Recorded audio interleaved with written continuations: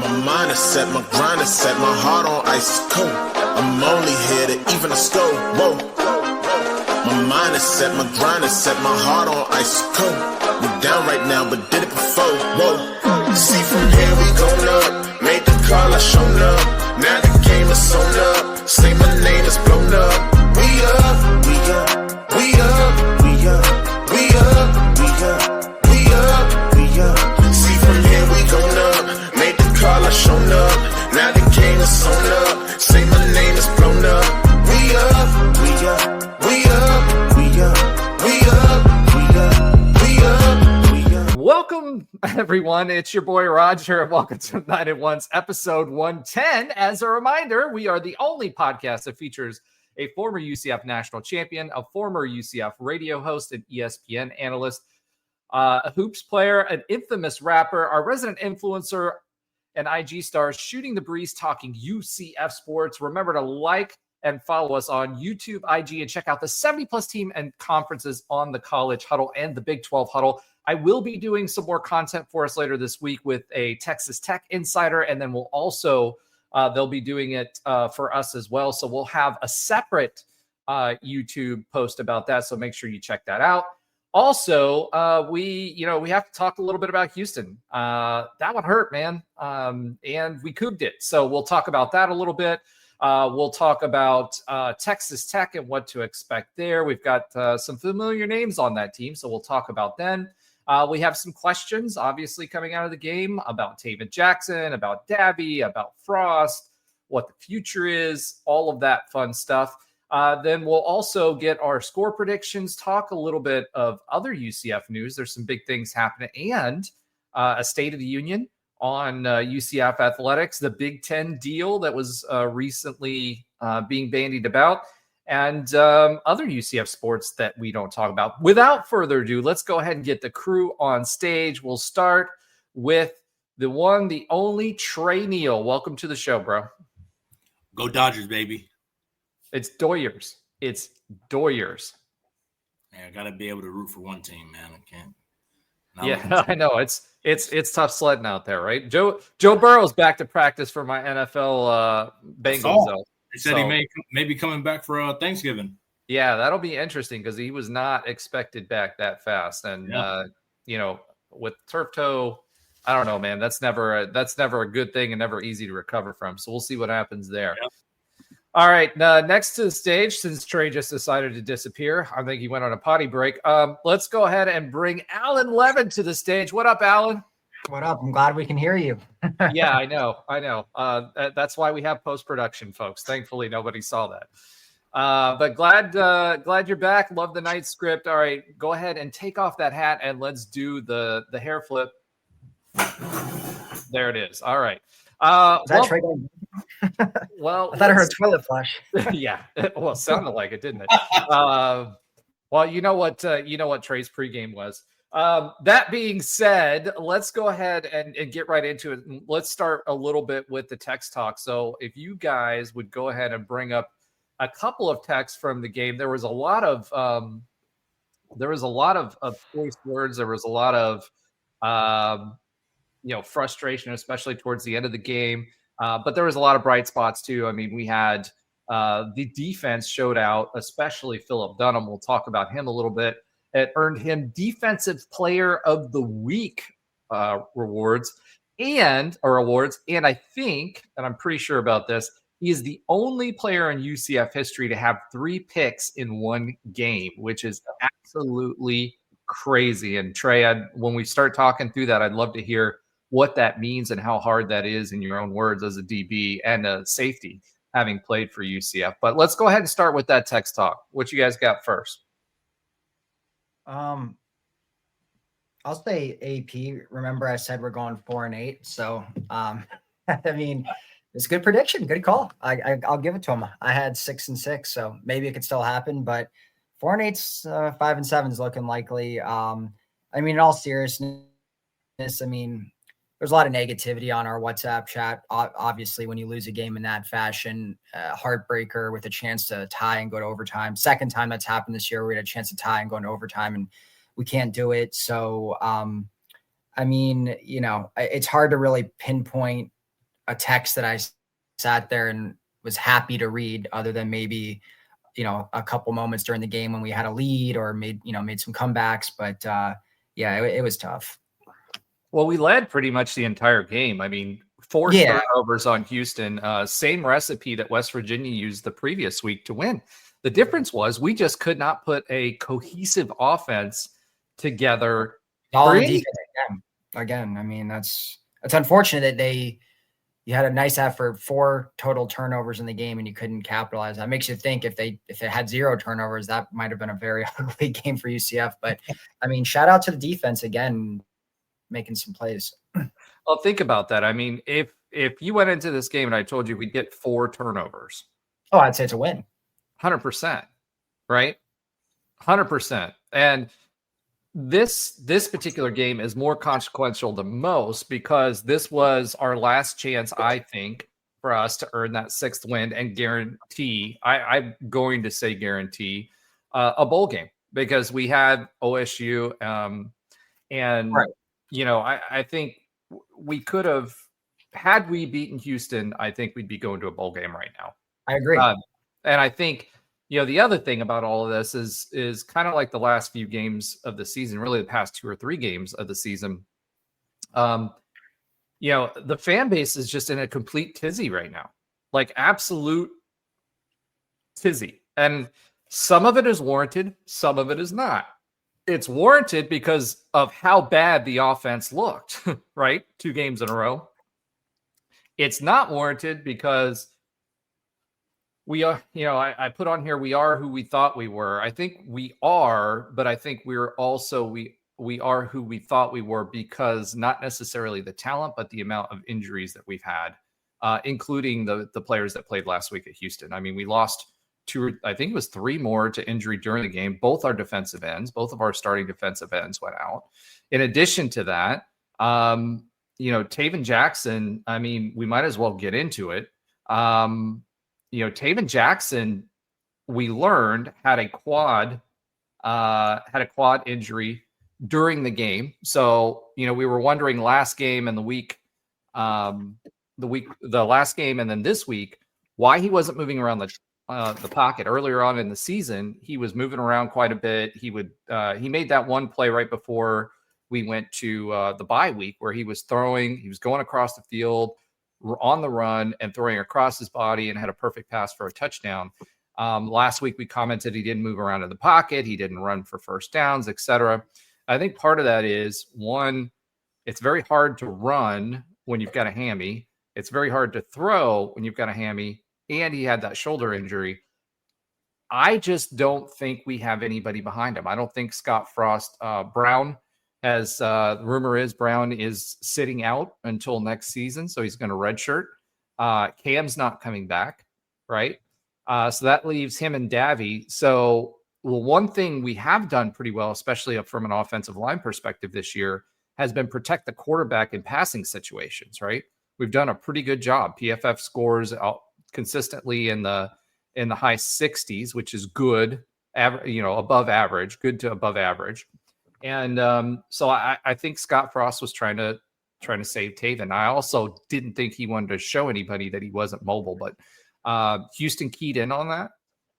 There were a lot of 3 and outs in this game, and it ended up hurting us. So what do you guys think? I mean, what do you think Tayven's regression or situation is, and what do you see out of that? Because the difference really in this game for us offensively, as bad as we played offensively, our offensive numbers weren't that bad.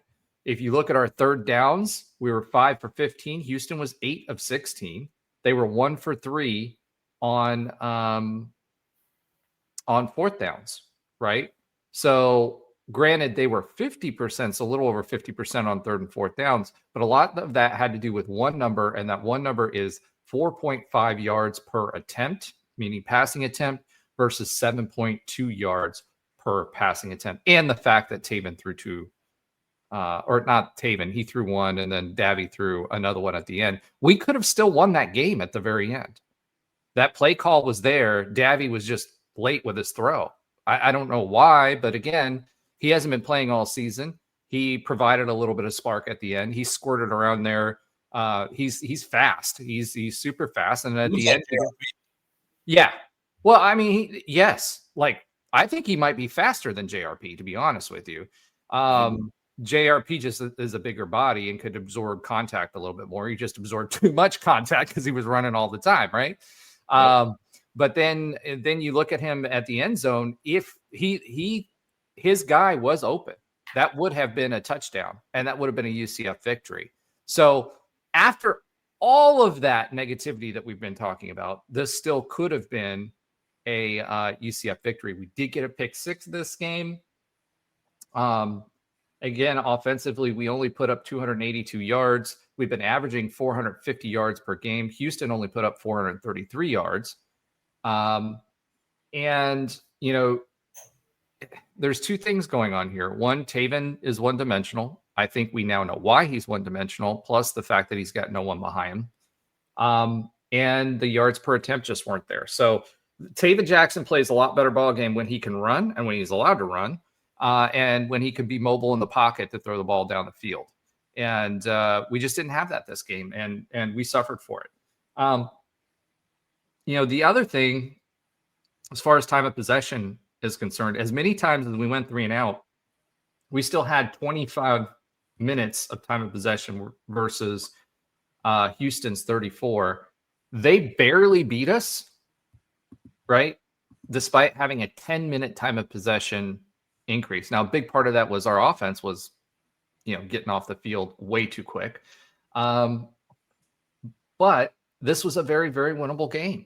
And I think where the trepidation is coming from the fan base and where the anger and frustration and everything else is, this should be a bowl team. I really do think that they should be a bowl team. I think injuries have hurt us a lot. Horace Lockett's out. Think about all the guys that are out thus far this season. And I think the QB situation is just terrible. And I don't think it's helping that Ja'Cory's sitting out because I don't think Tayven Jackson's healthy. There's just too much of a drop-off between what we saw him do in previous games to these last 2 games. And I think now the problem for us is going into Texas Tech. One, it's not going to be any easier against Texas Tech. You know, we got Lee Hunter on the other sideline, on the other side of the D line, and we've got all that whole purchase team. And then now we're going to trot back the one quarterback, and everybody knows that he can't run and he can't be mobile. So it's going to be a long game for us. Even if the defense plays even nearly as good and Texas Tech has a good offense, it's still going to be a long game.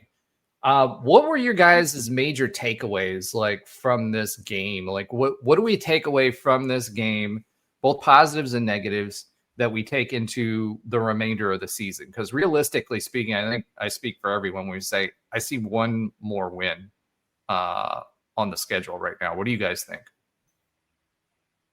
Go ahead, Alan. Yeah, I don't see too many positives from this game. You know, obviously the defense, sure. I mean, we've talked about that all year. We know that's the strength of the team, and obviously getting 4 turnovers is noteworthy. There's definitely not too many times in the past 2 or 3 years where I can remember even a 3 or 4 turnover game. So that was cool to see, keeping us in the game. Obviously the pick 6, always very exciting. Definitely haven't had one of those in a while against, you know, a Power 4 conference team. So that was really cool to see. And on that pick there till the end. On that pick 6, and Trey, I don't know if you want to jump in and say what was going on there, but he read that play. He picked the route. Oh, yeah. He sat on that route, waited, and he then said on both of those first 2 picks, he sat on the route. Yeah, he knew exactly what was happening. This team, and I'll say this about this too. Did it come across to you guys like the defense was way more prepared this game? It looked like they'd been in the film room. I don't know what happened during the off week. I know Frost was giving them a lot of time, etc. But from play recognition to route recognition to everything defensively, this team looked way more prepared than they did against Baylor. And Trey, you can probably speak to that too, given your experience. Yeah, go ahead. Alan, you can finish. I'll hit on it. I'm gonna hit on it. Yeah. So, I mean, for me, I mean, just the obvious negative, the offense. I mean, I think, you know, you could say a lot of things about the season. We could have. I mean, I feel like that's exactly what we did under Malzahn, and every year was the same. I don't think it's a coulda though. I think it's a should've. Well, whatever. Yeah. No, I mean, yeah. it's different. It's different. And what I mean by that is, and I'm adding to your point by saying this, right? Like, yeah, this team went from a could have 4-8, right? Is what we started the season with, right? Then it went to a should have a 6-win season. And we had 3 or 4 games now where it's been 1-score games that it looked like we should have won the game. And so, oh yeah, if we close out even one or two, or I mean, if we close out the 2 games we felt like we could have won at home, Kansas and Houston, we're having a completely different season right now. I mean, right now we're 6-3 instead of 4-5. But at the end of the day, we didn't. For me, like I agree, we've had some injuries, but that's part of the game. And at the end of the day, like to me, that shows one thing: not a ton of depth on offense specifically. I mean, a little bit more on defense. I don't know. I kind of look at this offense, and for me, the biggest takeaway now that we're 9 games into the season, way over the halfway point, I don't think there's a single player that I've seen that I would care came back to UCF. They're eligible. So not Jaden Nixon. He's been great. Miles Montgomery been pretty good, but they're graduating. Of the eligible players to return, I don't think there's a single player that's showed anything. And on top of that, I don't think any young players. What I always look for, one of my favorite things every UCF football season is to see who the next wave of stars are. Like we saw it, Marlon Williams back when he was behind all the receivers. You start to see all these guys emerging. I haven't seen a single player emerge. Now, some of that is injury, like Stacey Gage and some of these other guys, Day Farmer before the season. But at this point, all they are is potential. I haven't seen one single person on the field that I would feel confident that's going to be a good UCF offensive player next year. And that's what concerns me more than anything. It's been frustrating to not see a single player that could be back next year emerge or look exciting. There's been a couple flashes here and there, but nothing like, oh, that's the guy next year. So that to me was the biggest takeaway. What do you think? What do you think about Wade and Thomas though? Because I think Wade, well, no, I'm not receiver. I'm talking about our tight end Dylan Wade. So you had Dylan Wade, who got hurt like in game 2 or 3. Yeah. And he, we were running our offense through him early on. Right. And he looked good. Then he had the shoulder injury, and then he was out for 2 or 3 games. He came back 1 game and he couldn't even lift his arm up. And now the last couple of weeks, he's looked like he's getting back into form. So I like him. And I think Thomas is the same way. He got hurt, I think 3rd or 4th game, he got hurt. He was out 2 or 3 games. He was another one of those, gadget type players that Scott Frost had that was playing at the slot receiver, and we were using him. And then he came back, and you could tell he was not at full speed because he wasn't running at full speed because we saw how fast he was. And then this last game, he looked like it again. So you don't think those 2 could be 2 players that we could take into the future? They're nice pieces. I mean, I think Dwayne's a little bit younger, so that's good. I'm pretty sure Wade's a junior going to be a senior, so he might have 1 year left.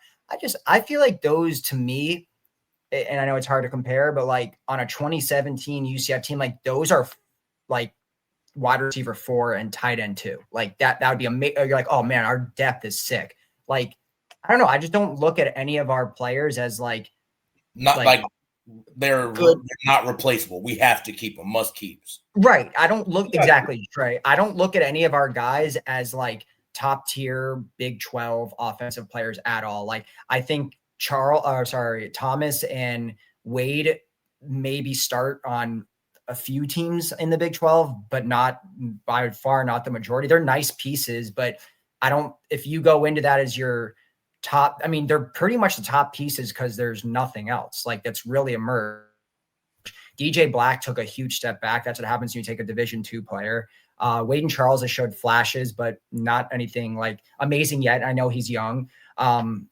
Chris Domerkant's had a couple flashes. Again, he comes from Chattanooga. Like, I think when you take a lot of guys from D2 FCS, sure, there may be some guys that were, worthy of it and, just didn't get looks in high school. But like, I think that we're seeing a product of like, Wade is a good player for sure. But like a lot of these other guys, like, I think we're seeing like, that's what happens when you take FCS and Division II players. At the end of the day, I'm not saying they're not decent football players, but I don't see the receivers getting separation. I know O-line plays a factor. I know Tayven being not an elite quarterback plays a factor, but like, we can't rely on this offense at all. I mean, the defense pretty much produced most of this offense in this game. Well, I would say the last two games, I did see wide receivers open and Tayven just didn't get to him. He was checking down and getting the ball out as quickly as possible. I mean, one look, getting the ball out. He wasn't doing that earlier in the season. That's why I think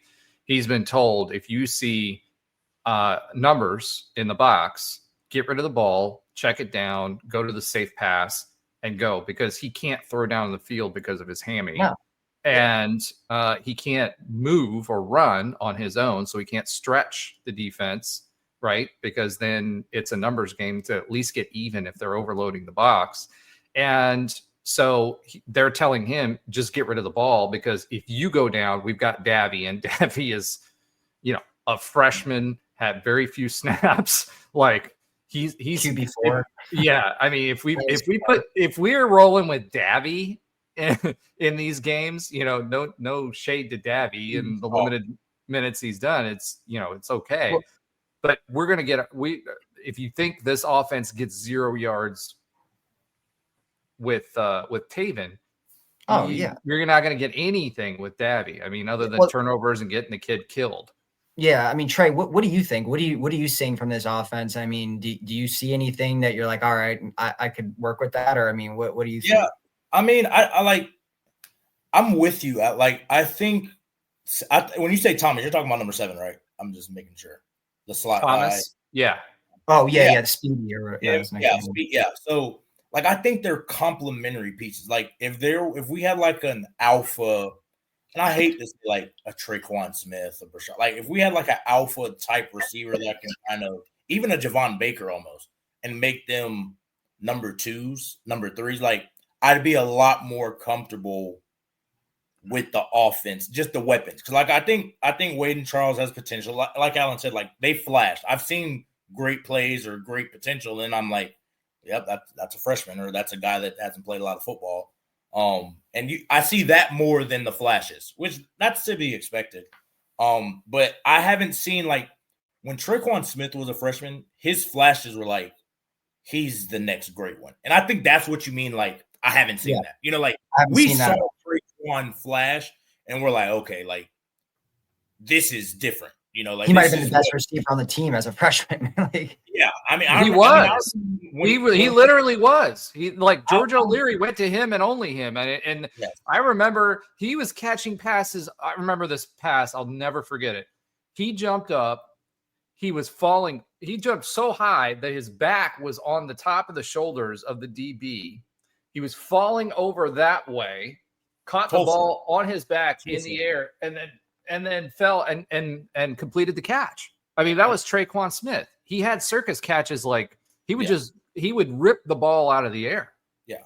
And I think, like, we haven't, I mean, even to talk about Traquan, like, he was doing that when he was redshirting. He was that defense, like with Terrence Plummer, Brandon Alexander, Jacoby, he was destroying them every single day. And they're like, yeah, we need to save you for next year. Like, we were already loaded at receiver. Let's just save you. But like, I haven't seen that type of guy. And even when you talk about Wade, do I think he's a good player? Yeah. I think he's more Jordan Franks than Jordan Akins. Like, and Jordan Franks was a good player. He wasn't Jordan Akins. Like, Jordan Akins was a 3rd-round draft pick. Like, I think he's still playing in the NFL right now. But like, I think that's where we're kind of lacking. And for me, just watching it, like, I don't want to talk. The pros that I saw, our defense can get turnovers. Granted, 3 of them came from one guy, but that's what you want to see. If you were to tell me, like you said, if we get 4 turnovers, we should win the game. I don't care realistically who we're playing. But it's my only gripe. And I told, like, I remember saying this Houston when we played them in 2016 with that loaded team they played. We were up 24-3 at halftime. I'm like, we know at this time, we know McKenzie's a freshman. Our offense is extremely inconsistent. Our strength was the defense. You guys have to win the game. We can't be like, oh, okay, we're up 21. Offense keeps like that's not how our. How much more do you expect the defense to do? I mean, they didn't really do anything. They played lights out up until that last drive where they just wore us out. That's it. But that's the difference between winning and losing. That's the difference between being a great defense and a good defense. It's crazy because I remember having this exact conversation 10 years ago. Like 9 years ago. I remember telling those guys after we lost to Houston, and they were all yelling at the offense. I'm like, guys, we are the top 10 defense in the country. We're the ones that say we want to be the best in the country. We have to win the game. We know our offense isn't good. It's inconsistent. We had McKenzie back. Like, we have to close it. And like that last game, I went back and watched it. There's 10 minutes left in the fourth quarter. They ran the ball for 8 minutes. You're talking about the 10-minute difference. That was the difference right there. It went from 10 minutes to 2.5 minutes. You have to close that as a defense. And I know you guys played amazing. They played great. I'm not taking anything away from them. But to take that next step as just that unit, I'm more so just talking defensively. That's where the great teams become great defenses. You have to close it when there's no other choice, whether it's game over if you don't. You know, and I think we lost to Temple with 1 second left in the exact same scenario. I don't know if you guys remember that game. Like, yep. Yeah. Same scenario. Like, we're up. You have to close the game. We're the best part. That's the best part of the defense. So, but they played great. I don't want to, harp on that. I truthfully think if we had a better offensive line, we'd feel a lot different about our team. I think we cannot consistently run the football. Not north and south. We can get like the bubble screens are really just runs. Ultimately. Okay, you brought up bubble screens. All right. That's what they are. Scott Frost, please stop with the screens. But okay, so question, Roger. Yeah. At the beginning of the show, you said Tayven's only making one read and he can't run. Right. What other throws are he supposed to make? He can't throw deep because he doesn't have his hamstring not hurt. I mean, you got to break it up with slants or, leak a running back or a tight end out or something. He's got enough time where he could sit back and let that develop, from a timing route, and it keeps it within 10 yards for him to be able to throw that pass. I think he with a bad hammy, he can still throw that pass, right? And I'm gonna be honest, I don't think he's that hurt. I saw him after he threw the pick six. I saw him running after the guy. His hammy looked fine. I saw him make a few scrambles after that. He looks like he made scrambles. And I'm like, okay, well, you're not unserviceable. Now, throwing, that's a whole different ballgame. But as far as just getting, even if it's 3 or 4 yards, I think he can do that. But yeah, I mean, that's my thing. Like, I don't think our O-line is moving. They're not displacing the defense enough. It's more just a stalemate, which it's hard for the running backs unless you have RJ Harvey, and that's no shade to Miles Montgomery or. Well, Miles went out. Look what happened with Jaden Nixon. We've been talking about it. We talked about it, 2 shows ago, or not 2 games ago, where we were talking about, is it time to replace Miles Montgomery with Jaden Nixon? I just think they're different type of runners, and Jaden is a more explosive player, like significantly more explosive. So those plays that Miles might get tackled in the backfield or no yards. Jaden Nixon, he might get tackled in the backfield too, but he also might turn it to a 5-10 yard get. Like, he's a different type of player. So I think he's more productive. Because he's a more talent, like he's a more explosive guy. And I think with our issues on the O-line, he can cover up a lot of those issues. What I see with him is he's more of a patient runner. Oh, for sure. Miles is a more of a thumper than a trying to scan and exactly. He's going to take one cut. He's going to take one cut and run. Now, there's been some games in the second half where he was a little bit more patient and followed his blocks, but he doesn't read. He doesn't read the holes and his blocks as good as what Jaden Nixon does. Now, again, Jaden Nixon's also a 4-star running back, guys. Oh, he's a big time player. He's a 4-star running back. He's a big time guy. So yeah, like that's what I got. I think I don't know what the fans are saying. Like I'm not in touch with that. They're saying burn it all down. The athletic department is broke. Like, yeah, that's a little crazy. But like, to me, like, this is what I've expected all the season. Not necessarily the record, but just the play. Like, this is a spitting image of Coach Frost year one, almost 10 years ago. Like, it is. What it is. And so, like, it is, but you saw players like Mackenzie Milton. I think that's the difference. But see, that's even what Allen talked about. Like, there was you saw a lot of players flash in the promise. We don't Adrian Killins. There's a lot of freshmen. Like, holy crap! Like Nelson.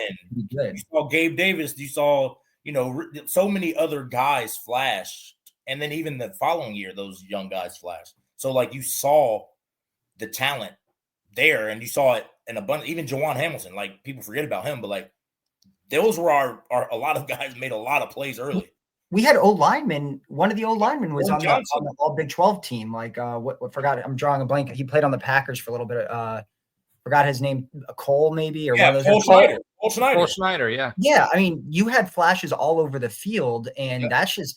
And I know different conference, different time, different era, no nil, all this stuff, but like that, like I don't see that at all this year. Like again, there's some. Well, we knew the line, the line was a rental line anyway. We knew that. Yeah, we knew that. Yeah, I mean, it's just concerning. Like you bring up the point, the fans, like burn it down, like. When I'm in the heat of the moment, I get mad. I say stupid stuff like that. But now when I calm down a few days after the game, like I don't think that. But I did a podcast on my own page like the other day, and my concern I'm starting to get more concerned with Terry. Like I know you're finally coming to the dark side. Well, my thing with him was like how much is he influencing on-field success? And I don't think I realized how much he played. And I know he hires the coaches, but he's not calling the plays. He's not picking the players. But at the end of the day, like when you start to look, my biggest concern 3 years in now, heading into year 4 next year, every single program, for the most part, the main programs, basketball, baseball, football, are all down and showing very little to no flashes. Like I know the basketball team is doing some good things here and there, but like in general, we're trending down everywhere. And that's what concerns me when you see like since he's been ranked this year and BYU's been basically undefeated the last 2 years for the most part. And Houston was ranked this year. Like, and I know money, blah, blah, blah, but like, it's starting to get really concerning. So I'm not saying burn it all down, but I think leadership, everything starts at the top. I mean, there's so many examples in sports when they change GMs and it changes the culture and then everything starts trickling down. Like to me, I don't know how much better it can get. Like, sure, Frost can do some things and maybe we have some good years under him, but like if the leadership is broken or not working at the top, at the very, very top of the athletic department, I don't know. I'm concerned. Like, I just don't want to get into a groove where we're like a bottom feeder in the Big 12 for most of the sports programs. And that's what's my concern. I know one GM, one coach can turn it all around. We saw with Danny White and Frost, for example, in 17, 18. But like, as of now, this is trending down and they got to right the ship because it's starting to get perennial, like where every season now is like 4, 5, 6 wins. And like, when we start to talk about, we're getting to close to like half a decade where there's a lot of fan apathy. And that's what's starting to make me a little even more nervous. We know how loosey-goosey UCF fans are. They got to be winning to really build that fan base. And it's taken a nosedive in that respect. Like there's a lot of fan apathy right now. And that's what concerns me. Yeah. Well, I think even said like, we've won the games we should have won. And we've lost the games we should have lost, to be honest. Just if you would have told me before the season what game maybe the Houston game's a toss-up. But like looking at these teams, we've beaten the team. Kansas isn't any better than what we were when Tayven was healthy. No, they're not. So I don't disagree with you. I'm just saying, but at the beginning of the season, we're like, okay, I think AP was 4 wins. Everybody on here was 5 or 6. Yeah, we're close to where we said we would be. That's true. So like that's what I'm not saying I don't understand. Like the way we're losing, that's the problem. But these are the growing pains. Like these are the growing pains. Like this is what they have to learn. we're getting. I think we always forget just how recent these games that we are losing close. We were losing by 20 last year. We were all like these games were going south quickly. Now. Yeah. Like to just show a little bit of perspective, these guys are fighting. You can see that part. And I'm not defending it. I think there is a part of winning that they need to learn that I think took us an entire offseason to learn. But like it's that extra strain, right? It's that extra, it's that extra it factor, right? And I was just saying, like, they don't play with an edge. None of them do. I don't see anybody that just Cole Kozlowski does. Yeah, he does, but it's hard when it's one guy. You know, it's hard when it's just one guy. Like Jemias Pittman played to the whistle, if not right past it. All of our defensive linemen play like that. Everybody on defense played like that. And you can point to that was an O'Leary thing. Like whatever that's the reason. But like when the defense started doing it, there's all those. That wasn't a hypo thing. Snap the whistle, snap the whistle. He used to say that all the time. Yeah, snap but like the whistle. You can ask the offense like that first year. That's next spring. They started playing with an edge because we were pushing them so hard and like we're going to dominate until you guys decide to stop getting beat like this. And like I don't see that edge when they play. Like, do they make good plays? Yeah, but I don't see anybody like you're saying straining that extra finish. You know, like even if I'm not saying get a penalty, but like you should want to put these guys and put them in the dirt all the time. I don't see that, and I think at the end of the game, that's the teams that win. They're the guys that finish. You know what? You know who I do see it from is Malachi Lawrence. That's another guy I see it from. Goodness great. But he's a monster. But here's the thing, right? And I hate to use the word but, and here's the thing with all of this, right? When we're looking at it, you said, you know, we expected this. What's the difference? Blah, blah, blah. People shouldn't be upset, all that other stuff.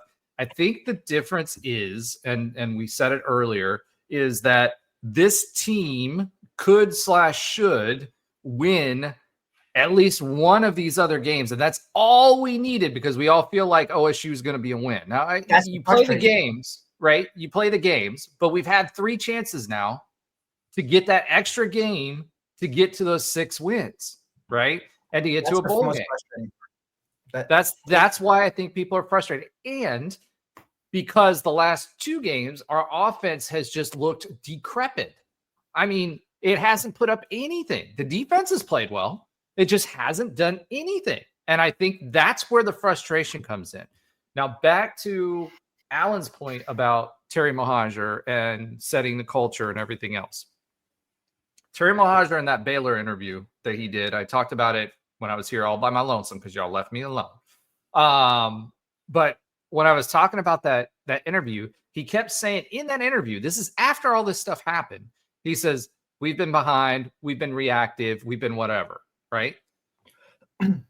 That doesn't cut it. It just doesn't. I get it. You're balancing the budget. I get it. We were working with with less, but what, and Terry Mohajir has been fundraising, right? He's been fundraising for the football program.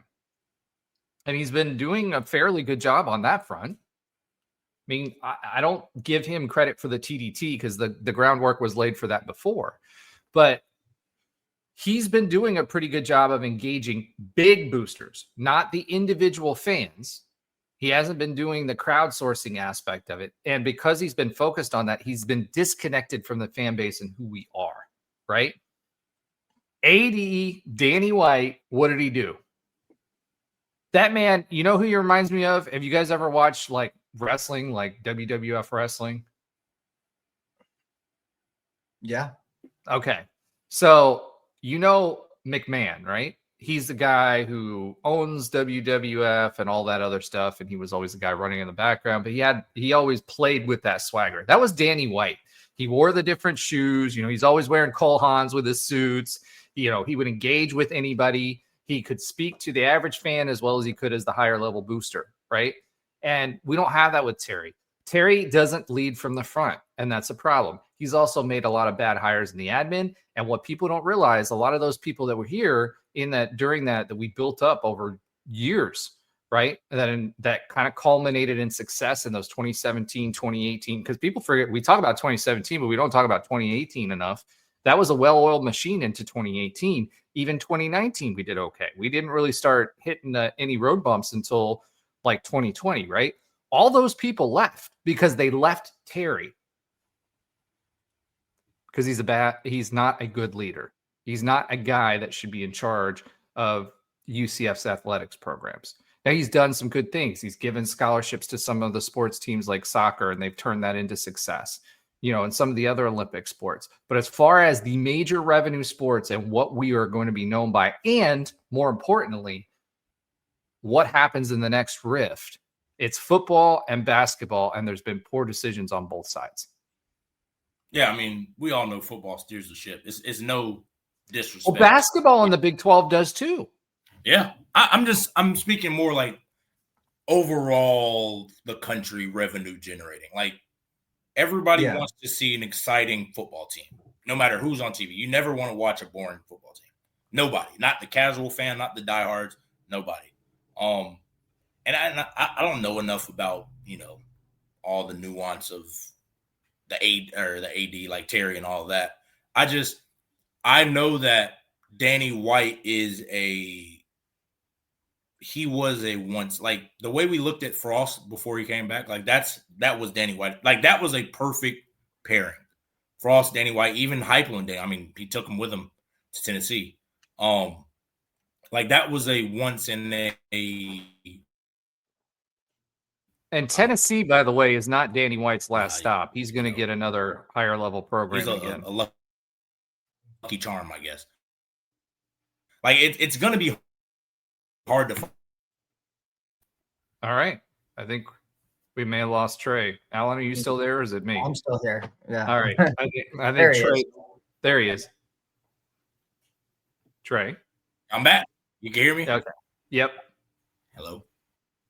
Yeah, we can hear you. Okay. I don't know where I left off, but it's hard to follow. Lucky Charms, bro. You were talking about Lucky Charms.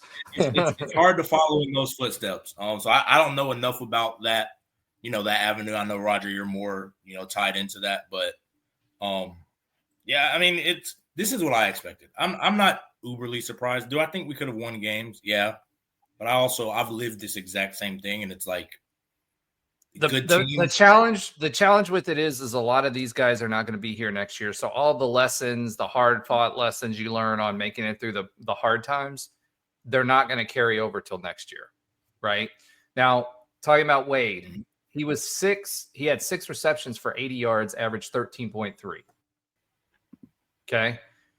He was our leading receiver. Jaden Nixon was next up, 3 for 32, 10.7. Now, again, that was because Tayven Jackson was 15 of 29 for 136 yards, a 20.8 QBR. And by the way, for those of you talking about Davi did good getting, he does well with his feet. He just made a mistake, a freshman mistake, young guy thrown into a situation, etc. Scott Frost was asked about that. Like, why did you throw him in that situation that late? And he said, just needed a change, right? We needed to drive. We needed to get a change. And guys, I thought he said Tayven got hurt at the end there. No, he got hurt earlier in the game. He had a hammy. I'm not even really mad at Davi for the play. It's more like, no, you're down 3 and we're in field goal range with the timeout already. Like, and yeah, but Frost said it was third down. Out of my nature. Yeah, it's out of my nature. It's third down. We're going to take one shot, and quite frankly, it was the right call. Had it been not Davi and somebody else that was back there that was a little more seasoned or experienced, he would have thrown. That's why I feel like it's the wrong call, though, because it was like, I just like I put this on the notes, like talking about some coaching decisions that Frost made. I mean, we can't overlook now that Frost is, I think I have it on there, 5-24 in his entire head coaching career, all 2+ years at UCF and 5 at Nebraska in 1-score games. And it's, I think he made some bad decisions. Hold on. Is that 5-24 in 1-score games? And I'm assuming this is yes, but I just want to make sure we're clear on this point. Not like games. So 5. So he's only won 5 games out of 24 if it's within 29. one score. 5 out of 29 yes, he's 5 and 24 in games decided by 8 points or less, 1 possession games. So he's lost all those, 24 out of 29 games that have been decided by 8 points or less. And look, what happened to Nebraska, I'm going to wipe that clean. It is what it is, but you do have to put that in his totality of his coaching career. Especially if you don't shake it. If you don't shake it, you're going to have no choice but to look back. Right, exactly. And you look at the Kansas game, we know there were some late game decisions there that were bad. And in this game, I don't fault the decision to bring in Davi Belfort. Tayven Jackson was doing nothing to the point where the fans were booing on offense. But why in the very last possession, do it mid fourth quarter, beginning fourth quarter? I'll tell you why. Somewhere. I'll tell you why. I'll tell you why. Because we didn't have any more possessions because the Cougars ran it down our throats. There were other possessions in those quarters. There was only one, I think one, maybe 2 possessions. That was early on in the fourth. They had most 10 minutes to the 2-minute last drive. They 8 minutes out of 15 minutes. It on wasn't one possession. On one possession. So I think we only had a total of maybe 2. 3. I think was it 2? Okay. We had 2 possessions in the fourth quarter. You started off with Tayven Jackson. He didn't do anything. You bring in Davi, 3, right? Yeah, so 3, yeah. Okay, so 3. So you bring Davi in on the first one. You bring Davi in. He provides a different wrinkle, right? Tayven Jackson wasn't able to throw, wasn't able to run. Right. Davi, I don't fault the decision to change. Hold on, let me finish. Well, look at it this way. We had good field position. Houston had been used to Tayven. We put Davi in there. He's got fresh legs. He's able to scoot, and it was the right decision. He marched us down the field, got us within, what was it, 20 plus, yeah. Yeah. And it was field goal range either way, yeah. It was easily field goal range. We just saw our kicker make a 54-yarder before. Yeah, we were in field goal range 28 yards ago. Yeah. He had I think he got 1 or 2 first downs to get there, right? And then we're on the third down, time's running out. We got to burn some clock anyway. You either run, we're already in this in the center of the field, so you do a quick pass, see if you can get the score and win the game. Because on the fourth down, you still have enough time on the clock that you need to run the clock down. So you've got one free play to be able to throw the ball and see what happens. I get that. I guess it's just frustrating. I don't fault him for it. If he didn't go for it and we kick the field goal, then they know Davi's in there and they're not surprised. They make the adjustments and they come out in the second half and in overtime. And then what? I'd rather take our chances in overtime, home game, space game. I'm not saying Houston wouldn't have won in overtime. Yeah, I think that's my gamble. To me, you have to know your team and you lean on those strengths. If you just need to get it to overtime and be like, look, y'all gotten 4 turnovers. I don't know what you got to do. Somebody's got to make a play. That's just, I guess, and this could just be, Frost could have been like, you know what? They just ran the ball down our throats. We need to go get in the game. I'm not saying it's right or wrong. I look at it in the lens of lean on who's gotten you there. We're only in that game because of the defense. Now, did they just kind of blow it at the end? Absolutely. They not blow it, but they look like they were tired. They were worn out. They were worn out. So I get it. It's just, to me, and this is where it's team makeup too. Do you think we weren't shot fighters? Memphis, double overtime? We were freaking exhausted. But all right, guys, we have to make a play. Yeah, but that's also that's also a team that was undefeated up to that point too, right? Of course, but I think that's just, it has to be within, that's what I'm saying. This is as much as we can. Do you remember the play that happened before that play on the, Yeah, they called a long pass. I'm pretty sure they got to the 3-yard line on the. No. I mean, before that series, do you remember? Because if I recall correctly, we blew up a special teams kick returner. It was either a punt returner or a kick returner and turned that into a touchdown. What play? And this is Memphis? Yeah. Or no. I'm thinking about a different Memphis game, aren't I? Oh, yeah. Yeah. Okay. I'm thinking 2013. It all blends together. I'm getting Yeah, old. 2013. Yeah. That was where Standback hit the guy. Yeah. Just He destroyed recovered. him. Yeah. I remember. That was when That's right. Memphis was bad too. That would have been a Yeah. huge upset if we would have lost that Yeah. game. But like, Well, we wouldn't have had the Fiesta Bowl. Nope. No, I probably wouldn't have came. no. The only game we could have lost that year was the South Carolina game, which is the game we lost pretty much. And we were coming back on that one. Oh my God, that game was hot too. Oh, I remember that one. That was the real Speedy. That was Jadeveon Clowney, right? Yeah, Mike Davis, first overall pick. Yeah, I mean, I guess this game, like, it goes back to what you said, Roger. Like, here's the frustrating part. If you told me before the season, like after 9 games, UCF was going to be 4-5, I'd say that makes sense. Like normal, on schedule, like sure, like not a big surprise there.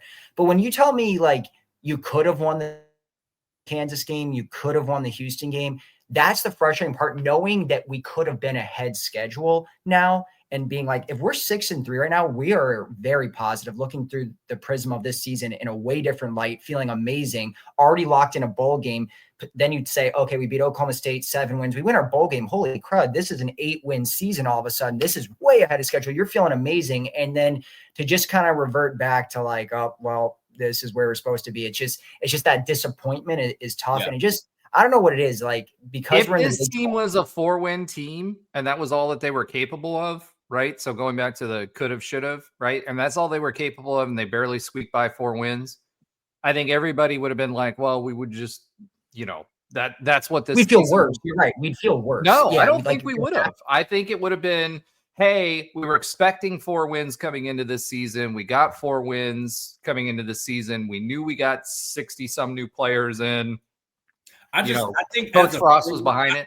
Like, I think just go ahead. Because of how much success we've had as a program, like this is a good thing. Oh, I don't think we would have been happy with it. I think if you would have said at the beginning of the year, like we have 4 wins, I don't think people would be happy. I think like, yeah, okay, I'd be happy. Like, I just think as a program, like the expectations have been set. It's higher. Like, I think even if we haven't seen the success, I think because we had so much success in that short period of time, it still hangs over us. Like, it's not like we're just like, that was 10 years ago. Like, we don't look at it like that. I think. No, our expectations are higher, but it wasn't just that season, though. I mean, think about it. No, I'm talking about even when we beat Florida in the bowl game. Like, it goes back further than that. It goes all. I'm just saying recent, like the recent. We've had success. Now, is it Peach Bowl success? Is it Fiesta Bowl success? No, but like we've had big wins. Sure. Like, and I think 10-win seasons. What was it, like 4 or 5 years ago? Yeah, and even when we lost, like I think when we lost to Tulane in the conference championship. Oh my God, I was there for that game. Yeah, like even as disappointing as it was, that was a good season. You made to the conference ship. You won 9 games. Like, it was a solid year. And I think that's why when you say if you told us 4 wins, I don't think people would be satisfied. I disagree because I think everybody was expecting 4 wins this year. I'm with you on that, Trey, but my point wasn't necessarily. My point was just that, like, if you told me that, I'd be like, okay, that makes sense. Not necessarily like I'm jumping for joy for 4 wins, but like I'm just like, okay, that makes sense. It's just frustrating that knowing that we could be ahead schedule right now. And, not only that, I mean, we talked about like, all right, a good milestone this year would be a bowl game. And now to end up behind that, knowing when we could have, is just disappointing. It just feels like every year as college football shifts and changes, every loss feels like we're almost in a sense like cementing our status, and like we're like getting farther and away from like I feel like we're barreling towards this 2 super conference era, and it feels like every loss is like crushing our hopes of. Guess what, Alan? We're going to talk about that and why I don't think it's going to be a super conference era, and I think the Big Ten just screwed it all up, and we'll talk about that when we're talking about other notes after Texas. Regardless of how it plays out, I guess I'm just saying, like, it just feels like we keep falling farther and farther and farther from relevance. And that's the frustrating part. Whereas like right now, if you beat Kansas, you beat Houston, you're like, oh, well, you have 3 wins in the conference. We've already tied our Big 12 record there. Then you put on the win against Oklahoma State, all right, we have a new record in terms of like how many conference wins we've had in the Big 12. We're going bowling for the first time in 2 seasons. Like, it just feels a lot different now. Just as like this to me, it is different because we're not getting blown out and all that. But in a sense, when we look back, it's almost like, gosh, this feels exactly like last year. In a sense, I know it's not the same. There's not as much like, apathy around the coaching staff. Like, obviously we were all done with Malzahn by the end of the year, and there was so much wasted talent and all that. So there's differences, and the culture's being built back under Frost, but like, it's hard not to feel a lot like last year when we're here's a question. In the same spot. Here's a question for you, Alan. That last roster for Gus Malzahn, if Scott Frost was the head coach, do you think we would have won more games? And how? We're winning at least 1 or 2 more games just with putting RJ Harvey back on the field, an NFL player. You had JRP, you had RJ Harvey, you had a couple of good receivers out there. So you tell me, how many more games? 2 years ago? Well, even last year, well, not last year we didn't have JRP, but like even last year, like, yeah, if you put last year's roster on here with Kobe Hudson, RJ Harvey, those guys, yeah, I think there's no shot in heck we're not winning at least. At minimum, we have 5 wins right now. At minimum. Oh, with this against this schedule, I think we would be 6-3 for sure. I think so too. Yeah, I have a question.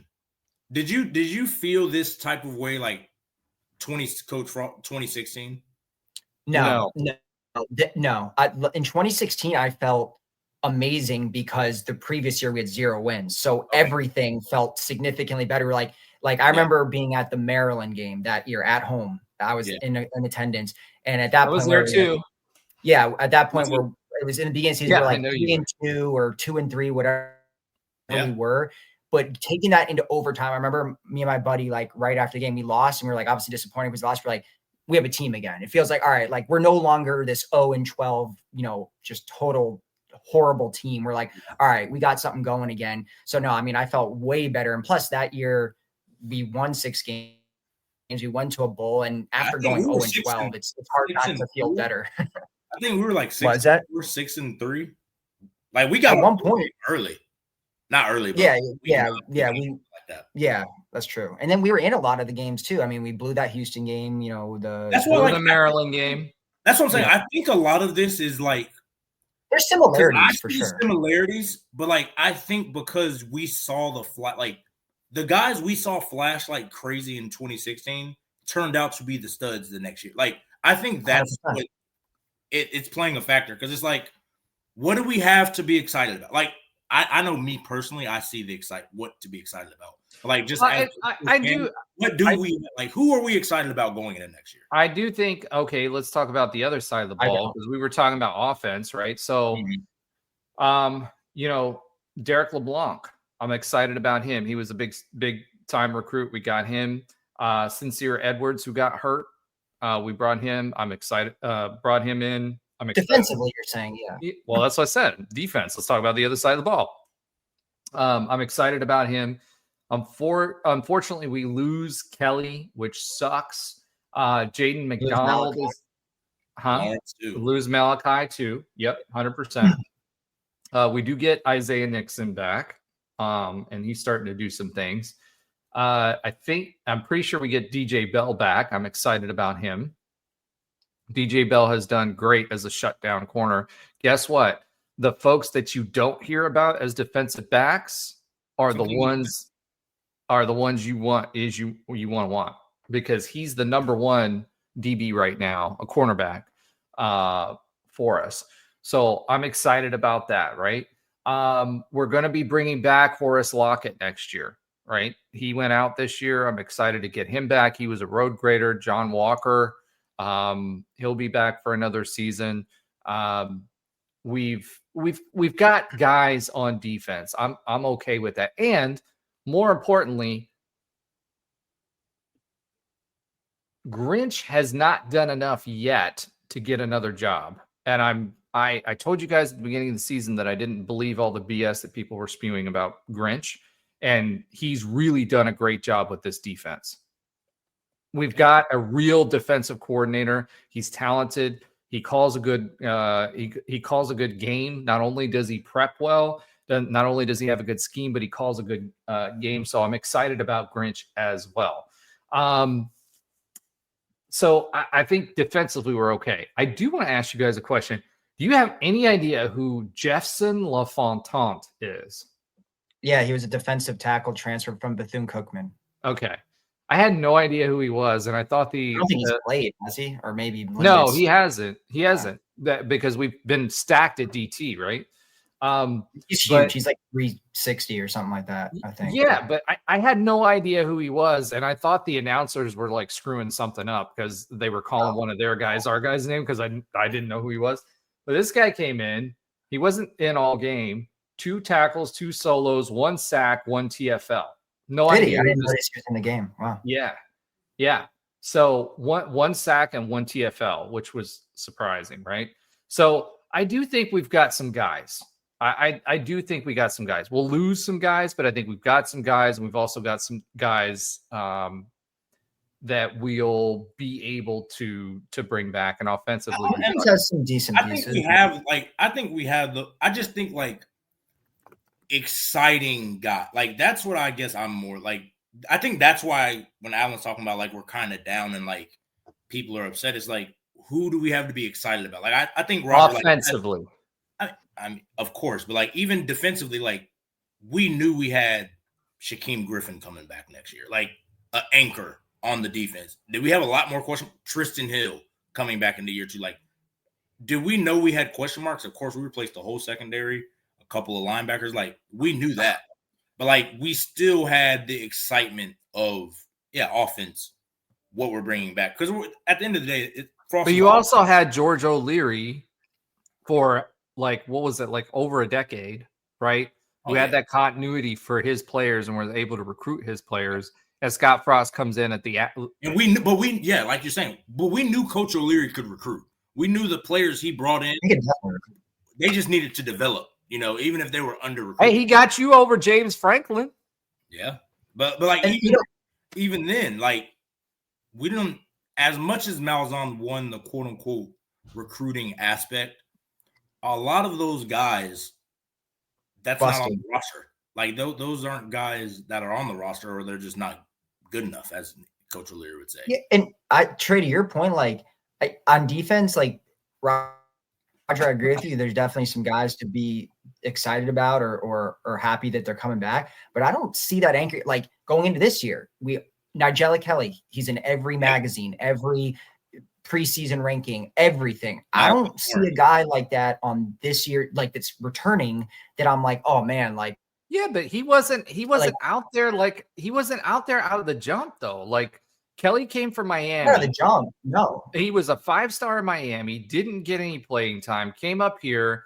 First year he didn't do a whole heck of a lot. He really came into his own this year, right? He had a lot of hype because he was a 5-star.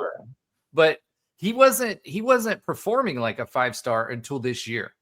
Now, part of that is because he was double teamed, right? A lot, just like John Walker's double teamed a lot, right? So yeah, but I mean, what did Nigella Kelly do last year that said this year was going to be a breakout year for him? He had, I thought he had a couple. He had a couple, but he'd had that, and he was expected to because he was a 5-star player. But even that, I just don't think we have that again. Yeah, that's what like we're saying. Like, who is that 5-star to? Not even if it's the 5-star. Who's the exciting guy that we've seen even flash? Like you mentioned Horace Lockett, but like I don't think he's Sincere Edwards, Bell. I don't think these guys are like, and there's no shade to them. And I could be 1,000% wrong. Just what I've watched, I don't think that they're like anchor defenders, like anchor. Yeah. I think Bell. I think Bell is a shutdown corner. Honestly, if you watch him play, he's got the length. He always plays on the number 1 receiver. He does a really good job on passes defended. He was leading the country in passes defended for a really, really long time. And they don't throw him the ball. And on that side of the field, he can shut down that quadrant of the field. So I absolutely. There might be some guys. I don't know. I'm like. And there's a couple of guys that started coming into their own too. We had 2 4-stars out there that are safeties safety and a DB. I can't remember their name. They're twins. They're starting to show up. So if you told me one player, if I had to pick one player who I'm actually like, okay, he could be an anchor. I'm not saying he is right now. I would say Lewis Carter. He's a junior. Like, I think he could come back and take it. Yeah, I don't know if he's got enough size, but I think he's good. I like him. Like, I think of all the transfers that weren't super heralded, like I know he came from Oklahoma and he was a previous 4-star, but like he still got a little bit overshadowed by some of the other transfers, plus like Kelly and Malachi and even guys like Braden Marshall. He's our most consistent player on defense. Yeah, and I know what I'm getting from him every game. I think I'm most disappointed in Braden Marshall this season. And him and Antoine Jackson. Exactly. Jackson, number 1 on my S list this year. Yeah. Right. You heard me. If you guys see my text in the text talk, we talk about the text talk week after week. Every single week, it's Jackson. He's out of position. He's like overconfident. He's overrunning his receivers. And it's not that he doesn't have the talent, because he does. He has a lot of talent.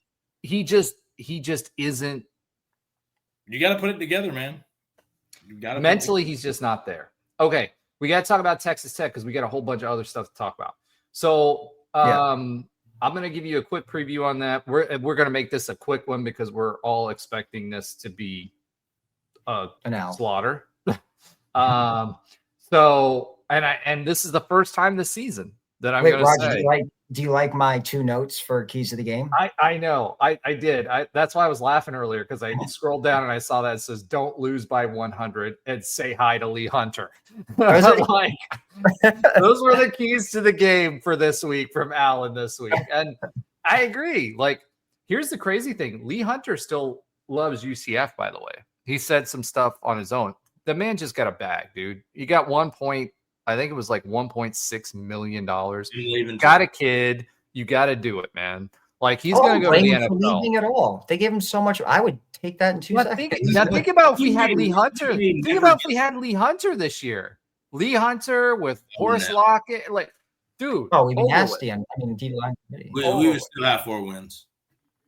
Our issue is an offensive issue. Unless Lee Hunter's playing guard too, then I think we have. Listen, Lee Hunter can play every position on the field. Even if he played DB, he'd just play press man, let the guy run to you and just throw him out of the sideline or whatever, and put him out for the game. I mean, Lee Hunter's that dude.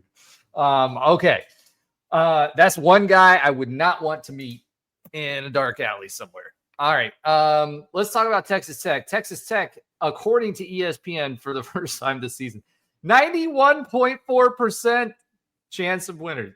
Morton, who's their quarterback, 1,969 yards, 142 of 216, 16 TDs, 4 interceptions. 4 interceptions. That's a heck of a ratio. This is the new SMU, basically, right? This team was bought and paid for. Their leading rusher, 800, almost has 1,000 yards already. Dickey, he's got 157 carries, 11 TDs.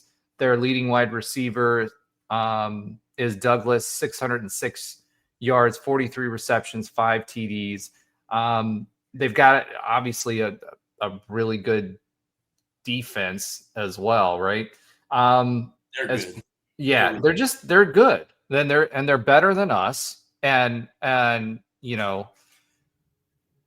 if I were to describe UCF, it's an almost middle of the pack team, right?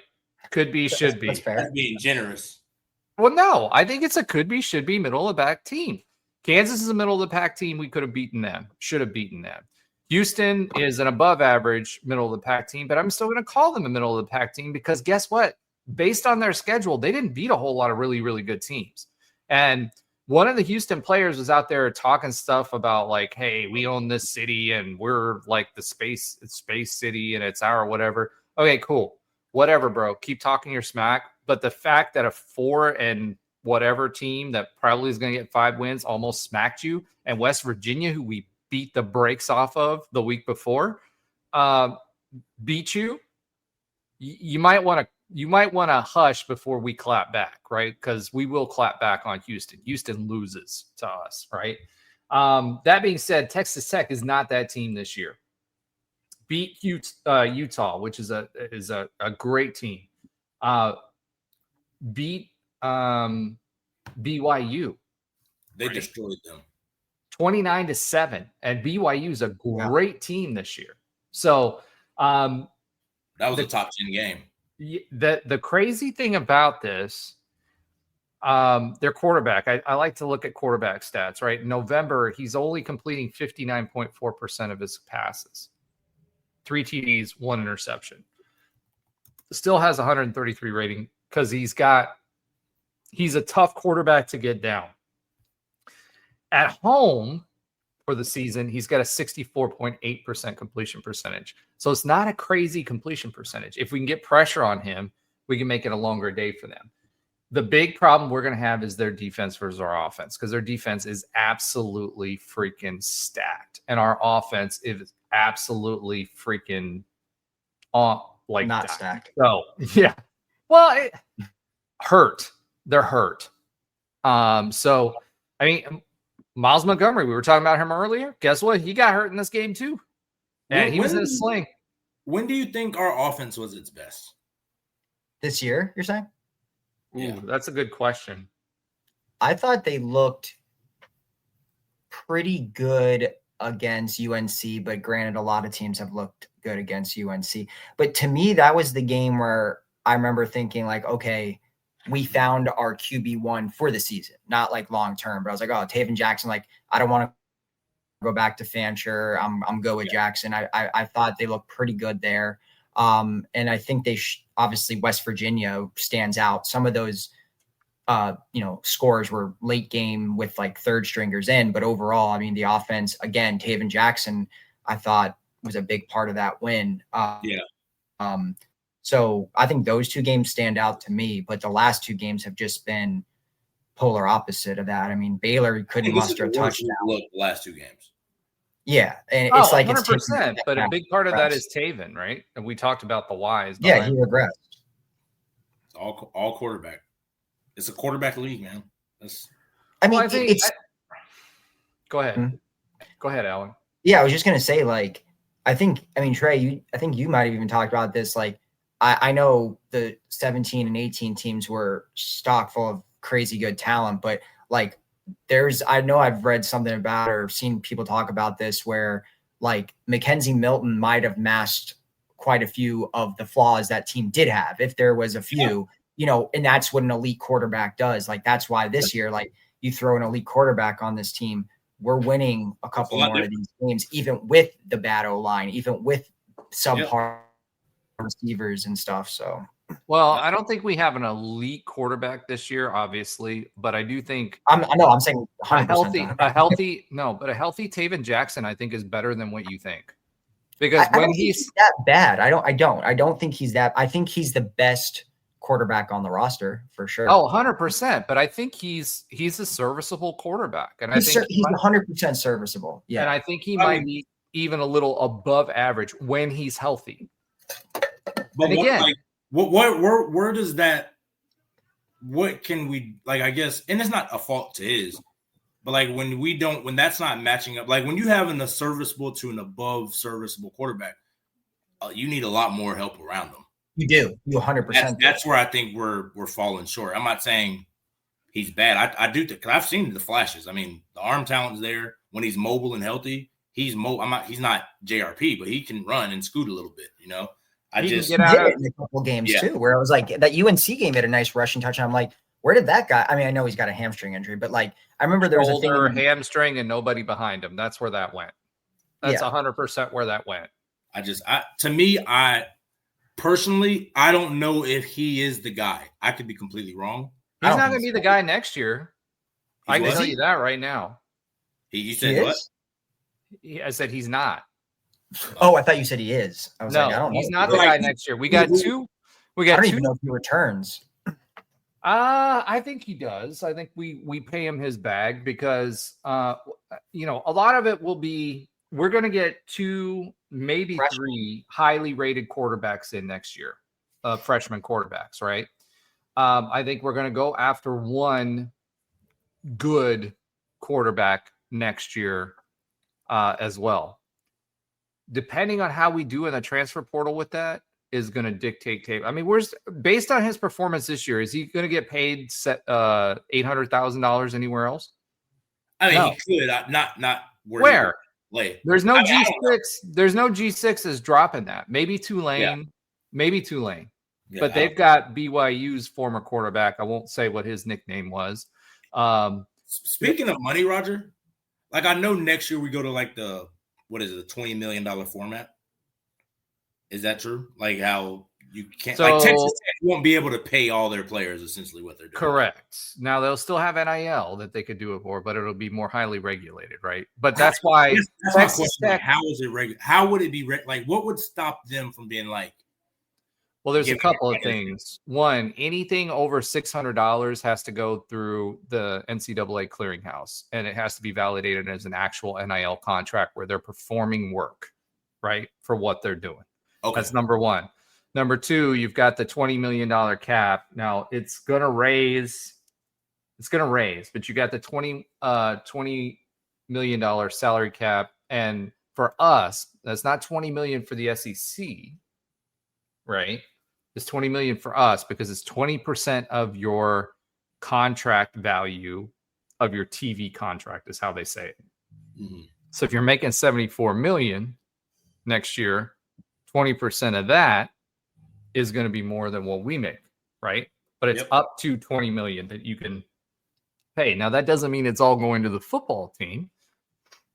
As not for us, what Terry's decided to do, he's got a certain portion going to the revenue sports. That's the football, basketball, and then you've got scholarships, and we're spending our money on the scholarships for Olympic sports, which have panned out. That is a smart decision by Terry Mahajer. It's helped soccer out quite a bit. That's why you're seeing the success. We'll talk about that a little later.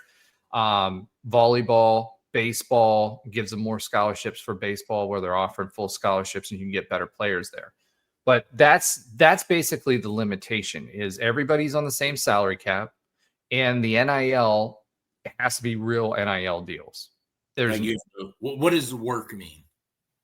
Means you have to go make an appearance somewhere to earn X amount. Now, granted, teams like Texas are still going to have a car dealership that pays, like maybe they get an NIL deal with so like Mahomes. Here's the thing for Texas Tech where they're getting around it, right?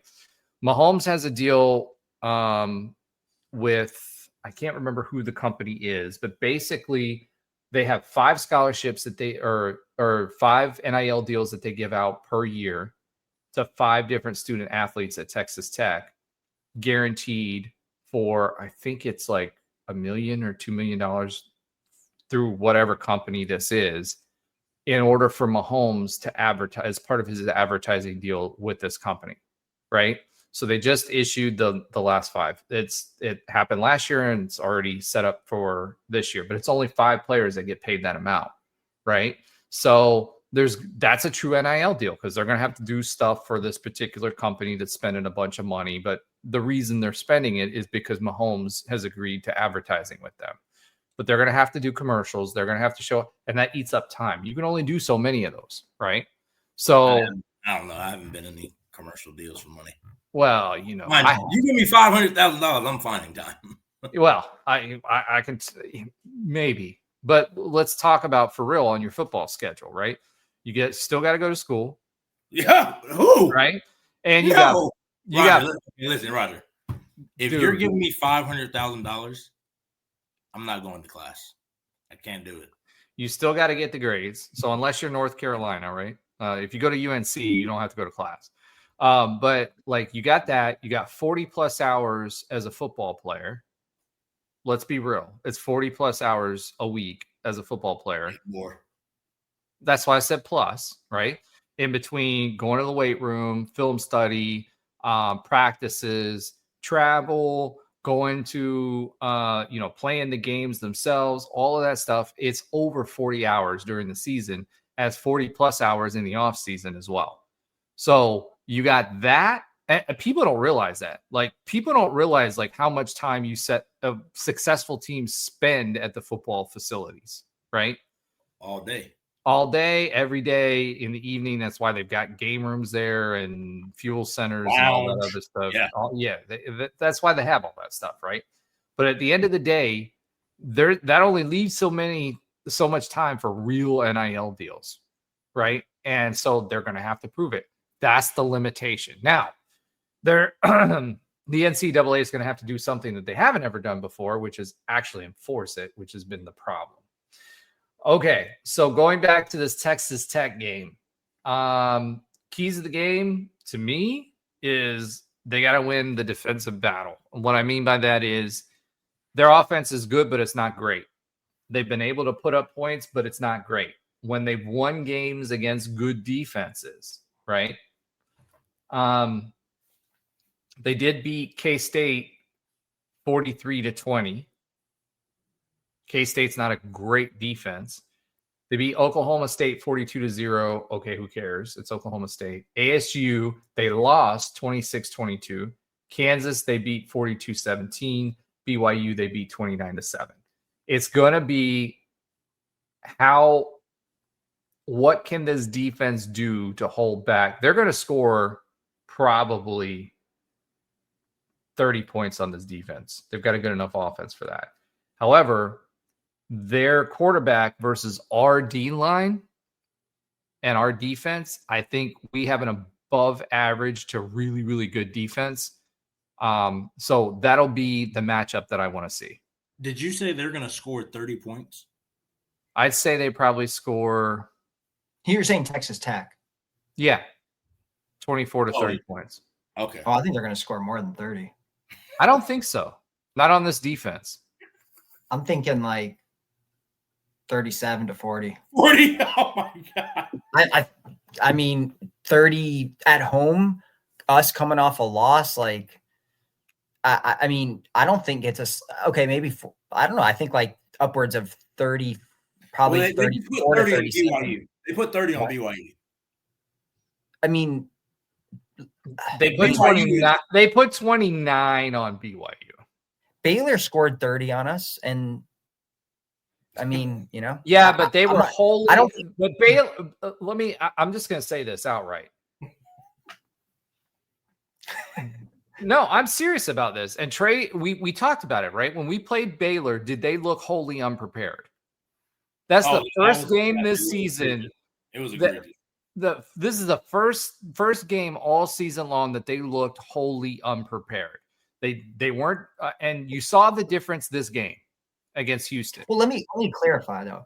They've given up 30 the last 2 games in a row. You just talked about how, like, you know, their defense is essentially going to shut down our offense because that's the strength of their team. So if the offense keeps having 3 and outs and all that, and the defense is left to just continually stay on the field, I'm not slighting the defense. I'm slighting the offense because I think it's what's going to happen. In so many bad situations that 40 points could be inevitable just by chance.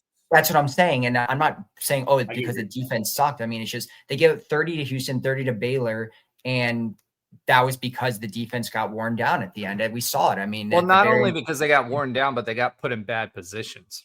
And I think that could very much happen again, if especially like you're saying, Texas Tech's strength is their defense. Like, I don't see why our offense would perform any better against arguably the best defense in the conference. Like, you know, if we're struggling in general already.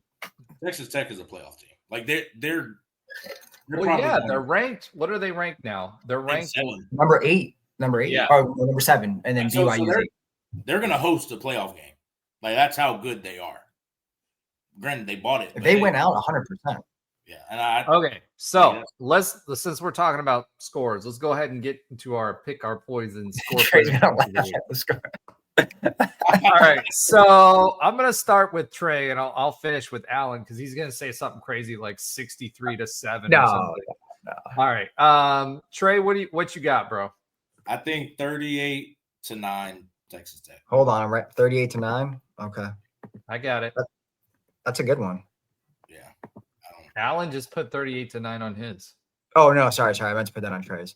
I'll change it. All right. I'm going last, right? Huh? No. You're going next. I want to hear what this is. because I'll tell you why I think I'm going to put my score. Go ahead, Alan. What do you think it is? All right. All right. I'm gonna go with. Man, I'm trying to remember what I said in the beginning. Okay, I'd say true score here. I'd say 40-13. 40-13 for Alan. Mm-hmm. Texas Tech. Yes, everybody's on Texas Tech this week. Oh, And this is the first time. First time. I think this is the first time I've never seen you. Yeah. You've never. I mean, going back to Nightline days. Like, I think this is the first time. I'm going to actually pick the opposing team. I really like that 38 number, but I want to say, you know what? I'm going to be positive about this week. I'm going to say 32-21 Texas Tech. Hey, everyone. I don't know why. I'm just going to do it and hope for the best. Endorsed betting UCF spread right there because the spread's 22.5. So according to Raj, we're covering. That's the highest. That's the highest spread of the season. You're going to make a lot of money if UCF covers. I tell you that. Oh yeah. All right, let's get into the other UCF news because we're an hour and 28 minutes in, and we still have to talk a lot of stuff. So, good conversation, but we got to talk about it. All right, so UCF brought in class of 2026 quarterback Rocco Marriott from Missouri on a visit. He's currently committed to James Madison. What about our big commit? What are you talking about, Kane Archer? Where? Alan? When you said Rocco Marriott, you said... I'm sorry. That might have been from last week, and I didn't erase it. Sorry. Oh, man. Okay. I didn't write that. I didn't write that. Yeah. Okay. All right. I didn't know who Rock. Oh, that's the one we brought in. Right. Okay. Okay. So anyway, one person that I know we did bring in this past week was Tyron Wortham. He's on campus for the space game. Receiver, right? Yep, receiver. He's time committed. Yeah. Right. He was committed to someone else. We were in a battle for him. He was committed to someone else, and then for Michigan State, and then decommitted from Michigan State. He was someone we really wanted. He was committed with us, decommitted, went to Michigan State, and now he was on campus again this week for the space game. So he's uncommitted right now. Yeah, he's uncommitted, back on our campus for the space game, and he looked really chummy. That's a guy we want and need out of high school for wide receiver. He committed. That sucks. I forgot about that. Yep. So the next thing I want to talk about, and we kind of talked about He didn't commit. Okay. I'll committed it again, and then decommitted a little bit later. Yes. Basically. And now he's back on campus, and it looks like he's going to commit again. Sean Beckton, baby. Yep, Sean Beckton. All right. Big 12 has 3 ranked teams: number 7 BYU, number 8 Texas Tech, and number 13 Utah. So we had 2 fall out, but fairly highly rated teams. I think they should be rated higher, but that's just me. And I want to talk. I want to say this real quickly too. There was a big donation that we were talking about that was in the works. We're not talking about the Acrisure deal. That kind of fell apart. We talked about that before, but there was a big donation that we mentioned a few weeks ago. It looks like that's making some progress, and we're talking about millions here. That looks like it's making some progress and coming towards fruition as well. But the big thing I wanted to talk about in the other UCF news, and I'm going to be as quick as possible because we're at 1:30:48. I wanted to talk about this a little bit more because you were talking about realignment and the big 2, right? So the Big Ten, if you've been watching, has had this thing going on. We've been talking a lot about investment companies making investments in college football teams, right? So FSU talked about it when they were trying to get out. There was a lot of noise about it. The Big 12 has had a lot of conversations with PE too, or private equity, that didn't come to fruition yet, but I won't be surprised with Brett Yormark at the helm that won't. The Big Ten has been having this internal fight because they've had private equity that has been coming in, and Michigan and USC are two of the biggest brands. Michigan, obviously, being one of the like Michigan and Ohio State are the flagship brands for the Big Ten, right? USC being one of the flagship brands for the Pac, and then have now come into the Big Ten. But Penn State, Ohio State, and I can't remember the other team, basically part of this PE deal, they are approving it 10-2 with USC and Michigan abstaining, because Ohio State, Penn State, and another team would get higher distribution from that PE agreement. And there would be segmentation in the revenue distribution for the rest of the teams. So Ohio State's going to get more than what USC is going to get. Now, if you have someone like USC and you have like Penn State specifically, and I want to talk about this, Penn State and Ohio State, or I'm sorry, Ohio State and Michigan, those are the heartbeat of the Big Ten Conference. And when we're talking about separating to super conferences, you cannot separate those two in the Big Ten Conference. But now Michigan's going to be getting less. They're not happy with the deal, and they're not happy with the revenue distribution at the end. So Michigan and USC have pitched a fit about this, and the Big Ten has said they're going to go through with it regardless. So what that means is that Michigan and USC are going to get less than some of the other teams that are in there. Maryland doesn't care because they're just happy to be there, right? They're going to get a 5% distribution because remember, the Big Ten is owned by the teams. It's different in the Big Ten. Yep. As part of why they, why they got the network and all of that other stuff, and why they have the revenue that they have right now.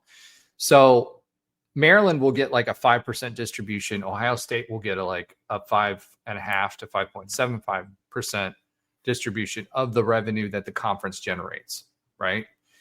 But in addition to that, the PE is stratified, so Ohio State's going to make more than Michigan. So not only is that bad, but Michigan didn't want to sign it. USC didn't want to sign it. Two of the biggest brands in the Big Ten, and they're going forward with it anyway. So it's creating a huge rift. And we're not talking about a little bit of money. We're talking about $210 million a piece per team, a little bit less for the smaller teams. So they're going through a PE obligation that ties them to the conference for a period of time. I think it's through 2044 is what it ties them to, and this distribution. And Michigan is having none of it. Like, none of it. Neither is USC. So why is that relevant to UCF? We've been talking about power conferences and the Power 2 and two leagues and the SEC and the Big Ten. If Michigan and USC are pulling back on that, if that's not remedied, and basically the rest of the Big Ten is telling them screw you. If Michigan and USC say I'm just not dealing with this, we're big enough on our own, that destroys the Power 2. I mean, that has the ability to destroy the Big Ten for Michigan and Ohio State, just for pride, for rivalry, for everything else. If Ohio State gets more than what Michigan does, Michigan will leave. Where do they go? They create their own conference. They start collecting other teams. Who of value would they collect? I'm only saying because, I think they're moving forward because I think Michigan's hands are tied and USC's hands are tied. I think they reconstitute a West Coast, Midwest to West Coast conference. But who is the? So basically, you're saying they make a conference, and Michigan and USC are the headliners, right? Doesn't that just create? It's still a big super conference. It doesn't create super conferences because you still have the Big Ten, you still have the SEC, you'd have a third option. It's just like in politics, right? We've got two options. There's other parties, but they're not relevant, right? It's the same kind of thing. I think that's my. What if they pull in Notre Dame because the Big Ten, repulsed Notre Dame back in the day, right? So that's why Notre Dame won't join the Big Ten. They'd rather sign a part-time deal with the ACC than join the Big Ten conference. They've had a standing invite. Yeah. They were not included. I don't know, what was it, 100 years ago or 80 years ago or whatever it was, and Notre Dame won't join that conference. So what if Notre Dame, they have an affiliation with USC, they want to play out in California, they've got a historic game. What if you start collecting Notre Dame and Michigan and USC and some of the other flagship programs that are out there? Oh, it'd be a big conference for sure. Yeah. I don't. If that goes through, I don't know. I feel that Michigan and USC's hands are tied. I don't think they won't sign through 2044. So their deal is through 2030. They go independent. Like they wouldn't go independent. I think they'd form their own conference. They have enough brands that they could cobble together to create their own conference. Why wouldn't they go the Notre Dame route? What do you mean? Just go independent. You schedule or look at Notre Dame. Look at Notre Dame. Notre Dame doesn't have a tie into the playoff, right? They don't have those advantages. They don't have as much revenue that they're pulling in. Yes, they got the NBC package, which I think is $55 million, but it's not as much as the Big Ten or the SEC. They're in the 70s. Of course not. Yeah, of course not. So, okay, now you put Notre Dame in that conference. Sorry, go ahead. You put Notre Dame in that conference. You put Penn State in that conference. You put USC in that conference. That's going to generate SEC type revenue. Now, who else do you pull in there? Maybe Oklahoma, because Oklahoma isn't doing well in the SEC. Maybe you pull in some of the other former Pac schools in there. You pull Stanford in there. You pull a few other of those folks as filler. I don't know, man. You pull some of those. You pull some of the Texas schools in there. I don't know. Michigan and Ohio State is bad blood enough, and they have a big enough brand that they could go independent of Ohio State and do their own thing. Yeah, especially if you combine them with Notre Dame and you combine them with USC. I mean, to me, that just brings back. Okay, we went from the P5 to the P4, and we just go back to the P5, which is fine, but I don't think it goes back to the P5. The ACC will not.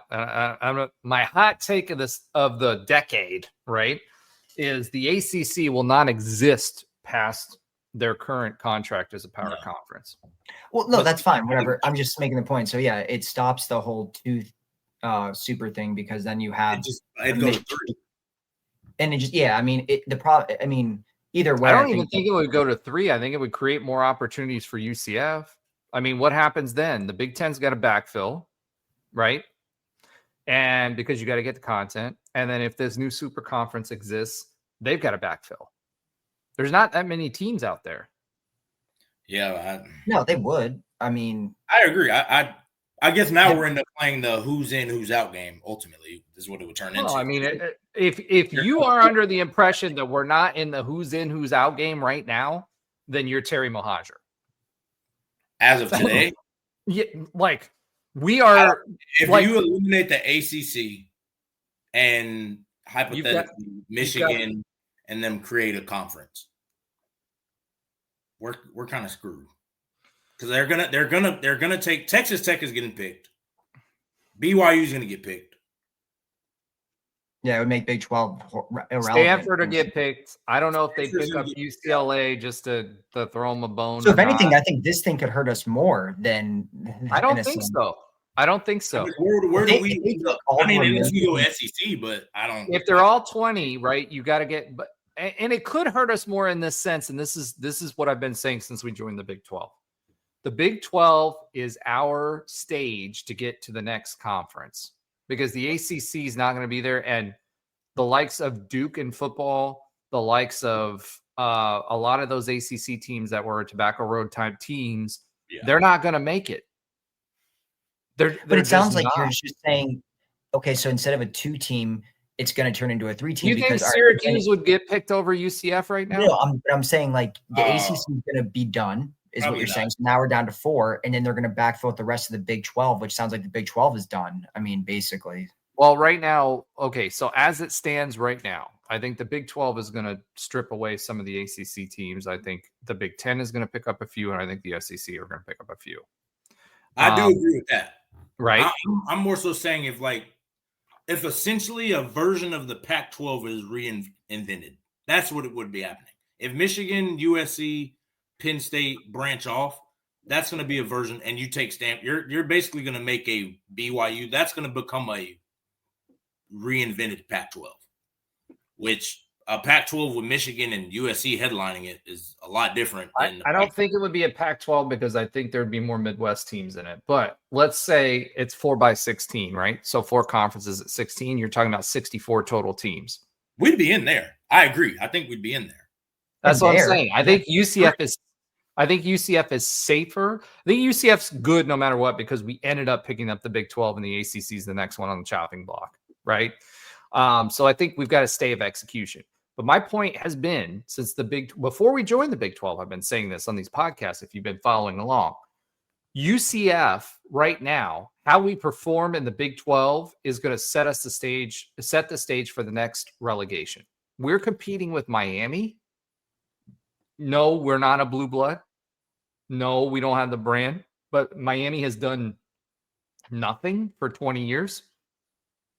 And we're competing with Miami. If we kept up and we did what we needed to do in the P4 conference, UCF becomes more attractive than Miami because Miami's a small school with a small footprint, etc. So if Terry Mohajir talking about all this crap with in his Baylor interview where he's being reactionary, right, and saying, "Hey, we're being reactionary." If he's not planning right now on competing with Miami, that should be his target. Not Arizona State. It should be Miami, right? It should be Miami. If you're not thinking about competing, and Florida State is in a cluster right now. Agreed. They've paid way too many coaches, starting with Jimbo Fisher, to fire too many coaches, and they're not doing anything right now. This would be the time. If UCF had stepped up and been relevant in college football and not a 4-win football team, we're playing for 2030 and 2035 right now. I guess that's my thing. Like, that was my point at the beginning. As of today, like November 10th, 2025, at 10:14, where Roger's at.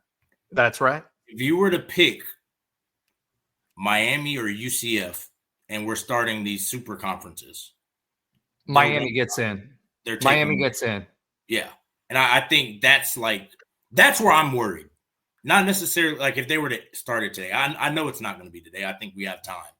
You say like the 2030 season out there. Is that when the ACC deal is? When does that deal? I think it's 2033 is when the ACC. I think that's when like the big next or around that time is like the big shuffle. They're going to start preparing for it. But going back to that Power 2 thing, right? Going back to that Power 2 thing, I think the Big 10's next round of contracts is 2030, which means if that's going to happen, and if a split does happen, if the Big 10 forces it down Michigan and USC's throat, I think it could happen. I think those are brands that are big enough on their own, and I think they're brands that are big enough to say F you, to go on principle, especially between Michigan and Ohio State. This is basically an Ohio State power move, right? Yeah, 1,000%. I think that Michigan would go out on its own and go create another conference. I think they would. I don't know. I don't know the money. If you include East Coast teams, I could see that conference grabbing Georgia Tech because I don't think Georgia Tech's big enough of a footprint within. They've got Atlanta Metro, which is like 6 million people, but they don't have a big enough footprint. Georgia dominates the state of Georgia, right? So again, I think they go and grab those folks. But, if you open up the East Coast, that opens up a lot of doors for UCF. I think that may, if it continues the way it is, and they say they are, and they're going to move forward, and they voted on it and all this other stuff, they move forward, I think that may blow up that Power 2 narrative. I have a question. I don't want to get too caught on this. And we're at an hour and 46 minutes. So, hypothetically, if there were a Power 2, Notre Dame's in that Power 2. So they would be forced to join a conference. I'm just Notre Dame won't go under the Power 2. They'll have an accommodation. So why wouldn't I think Michigan would have this same type of cachet if they wanted? I don't know the money part. I'm not going to speak to the money part. Michigan will not go independent because of playoff access. Notre Dame doesn't care because their mission is a religious one. Yeah, and they already have built-in playoff. I'm telling you, they got $55 million. They don't care about the rest. They got money already. And Notre Dame. But Notre Dame, like, I don't know if you've seen the ranking. They have a built-in. As long as they're a good team, they're gonna get an invite. Sadly, they're not. They're not in right now. They're in right now. How many times has Notre Dame been in? Notre Dame. How many times has Notre Dame been in? Whenever they're in the playoff, whenever they're any kind of good, they're in. Oh, they're in the playoff almost every year. Whenever they're good. Now, if they're horrible, yeah. But like, I think they're something 8-2. They made it to the championship last year. What are you talking about? Hold on. How many times has Notre Dame?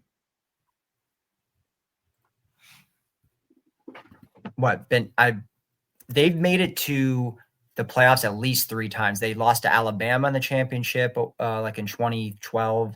They were last year 3 times: 2018, 2020, and 2024. Yeah, that's a good amount. So they made it 3 times as an independent. But that's because it's Notre Dame on their own. That's what I'm saying. Like that's like a. But brand. Now, if you start saying, okay, well, Michigan's now competing with you, and USC is now competing with you, that math don't math anymore. That's true. Right. So, are you saying Notre Dame wouldn't get into what? The like playoff? The independent bias. They're competing. If the whole premise of this was if Michigan, Trey's question was if Michigan and USC separate and go Indy, right? Now that independent spot for the playoff that was built for Notre Dame, now they're competing with USC and Michigan. Oh, if they go Indy, you're saying? Oh, okay. Yeah, that's what he was saying. Instead of building a separate conference.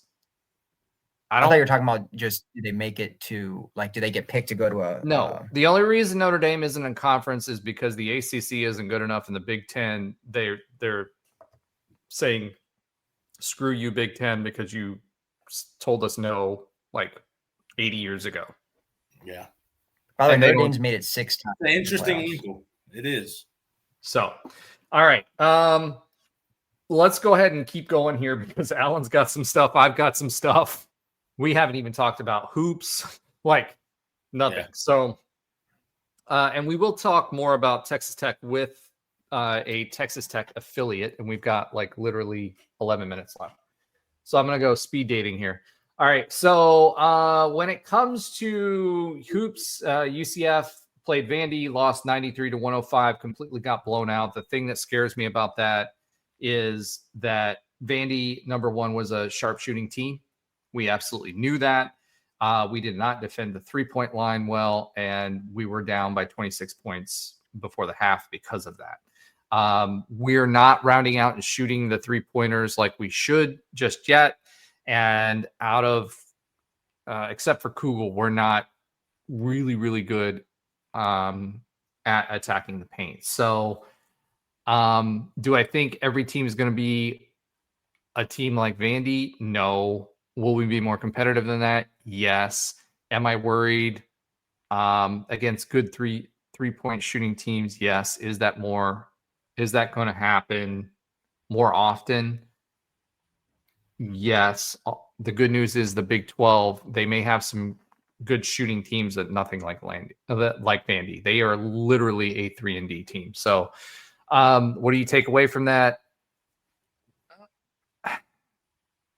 I mean, we shot 38.9% from the 3, which is almost 40%, which is a good percentage. They shot 56.3%. And it was much higher in the first half. What's that? It's hard to beat a team like that. Yeah. I mean, if you're shooting that, points in the paint, they got 40. Actually, they shot, hold on, let me back it up. They shot 38.9% from 3. We shot 56.3. They were over 50% first half. They ended up, which is why it was closer towards the end. It got within 11 points, but it was bad. They shot 55.9%. We shot 53.4% from the field, which is nuts. Those are high numbers and not what Johnny Dawkins see. A lot of that was defending the 3-point line, and we didn't do a great job of that. Points in the paint, they had 44, we had 42, so relatively close. They had 25 fouls, we had 19. Largest lead for them, 27. Largest lead for us was 3, and that was very, very early on. We shot better on the free throw line, 78.6% this game versus 88.2 for them. So again, part of it was the free throw line, but we can't get down early like that. Next up, we have Florida A&M at 7 p.m. at home for a military night. Do I see a lot of games going like Vandy? No. But I do see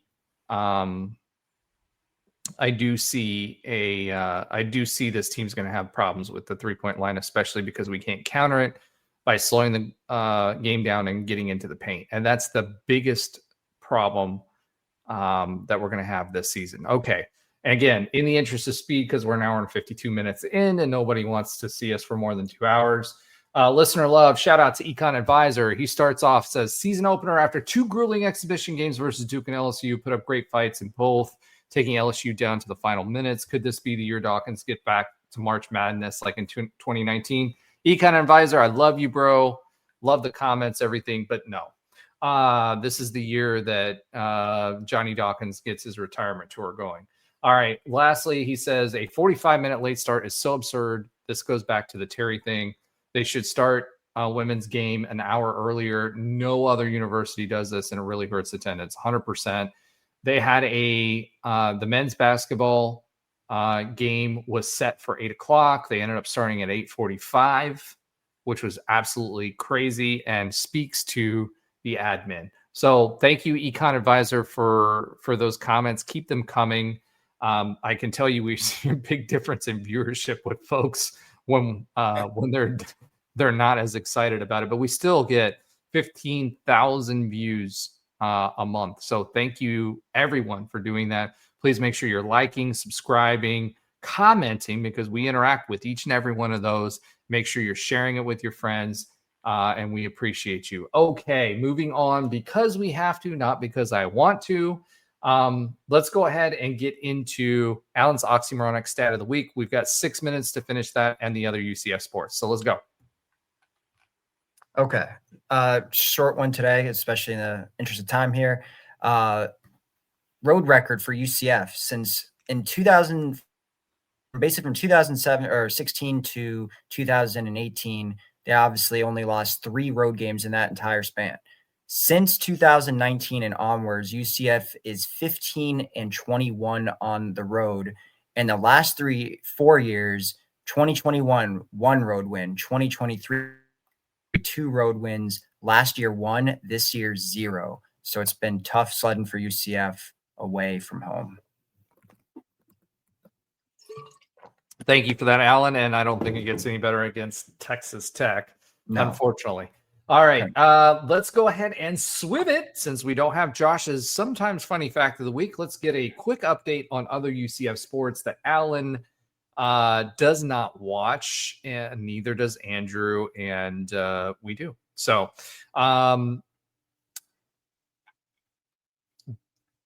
couple of some good news here. Unfortunately, we're not going to start with UCF women's soccer. That's good news, bad news. UCF women's soccer lost in the quarterfinal round of the Big 12 tournament against Colorado.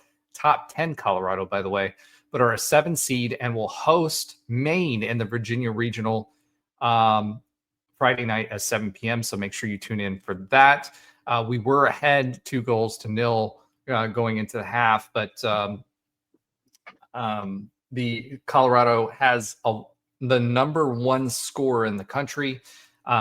Their coach said coming in, the first 15 are going to be important. And that first 15, we were lazy in passes. We played defensively, and they scored 3 goals. And we tightened up after that first 15 of the second half, but it wasn't enough to win. This team has done really, really well this season, and they're worth the watch on Friday night at 7 p.m. Men's soccer won their first game in the Sun Belt tournament championship against number 4 Georgia Southern. In a come from behind victory. They won in double OT 3-2. They were down 2-0. Ended up winning 3-2. Next up is number 1 Kentucky, Wednesday at 7 p.m. in the quarterfinals. I know I say Sun Belt, everybody rolls their eyes, but the Sun Belt Conference, as far as men's soccer is concerned, is really, really good. UCF volleyball is 15-9 after beating Houston in straight sets 3-0. And then number 24, Iowa State. This is huge, 3-0. Next up is Cincinnati at 6:30 p.m. on Wednesday, and at West Virginia at Friday at 7 p.m. This is the best women's volleyball conference in the country, and they have 2 top 10 teams left in the last 3 weeks of the regular season. So I expect this UCF volleyball team to be tourney bound as well. This, in spite of being 15-9, the crazy part about it is they have, I think, 5 or 6 other teams that are going to be going to the tournament this year. That'll finish us off for this week. We talked about a lot of different things. We talked about realignment. We talked about, Texas Tech. We talked a lot about where we are, what's coming back next year, what the expectations were for this team. And it's just absolutely crazy to think where we started with this team, where we are with this team, and where those expectations were. So make sure that you're supporting the team. It's been a roller coaster. Texas Tech's going to be tough. Honestly, none of us thought we were going to win. First time ever. I've said UCF's not going to win, but watch them anyway. Make sure you're supporting your team. TikTok Terry's got a lot of work. I still think, we talked about him quite a bit on this episode. I still think he's not the right leader for UCF, so I hope that changes. That's it for this week. Go Knights and Charge on. Charge on, baby. Hope you're enjoying the music, and I'm going to say the random stuff for Josh since he's not here this week. He's recovering from vocal issues and whatever.